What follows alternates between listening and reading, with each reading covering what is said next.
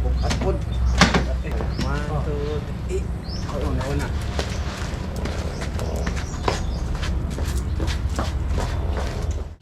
Salamat. Hey, what's up mga boss? It's Megan Sirgat. Ito yung binili ko na brooder cage para sa mga sisiw ko na darating ngayong Martes.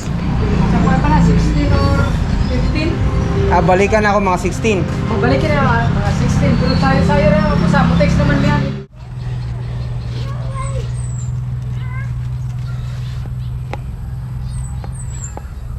Bili ko dito mga boss, 1,000 pesos. Bali dalawa siya. No, okay na rin eh. So ang plano ko, lalagyan ko pa siya ng ano dito, mating. Kasi baka pumasok yung mga, syempre maliliit pa yung mga paa nila. Malalaglag yan sa mga ano. Lalagyan ko siguro ng sako para mabilis lang din linisan. Babalis-balisan ko na lang. 1,000 pesos. Dito ko siya balak ilagay. Meron kasi akong 4 na rito eh. Ito, balak ko rin tong brooder ko din. No, tibay pa rin to eh. Kasi meron akong 2 batch na mga sisiw. Yung first batch na sa mga 70.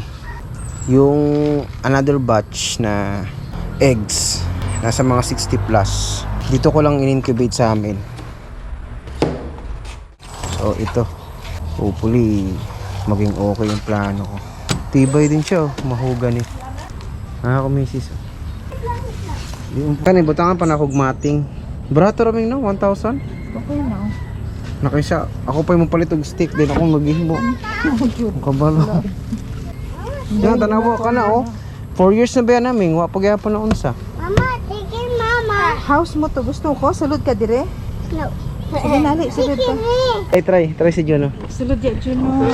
House mo yan Juno, house mo. Wow, may house si Juno. Yehey! Yay! Wow! Hi, Pasok ka na sa love, hide ka, bilis. Hide ka kay ate. Sit down, go. Go, sit Ate, down, hanap go. mo si Juno. Sit down. Oh, close natin. Tago din. Masugat ka. May lansang na oh. Wala na. Wow, house to ni Juno. Chicken na. Oh. Kalibay ko mo nga yung ano, martilyo. Martilyo. Kailangan tong pakuan kasi makakadisgrasya yung paa. Tigil mama. Away. Away papa. Yun lang mga boss. Update ko na lang kayo next time. Bye bye.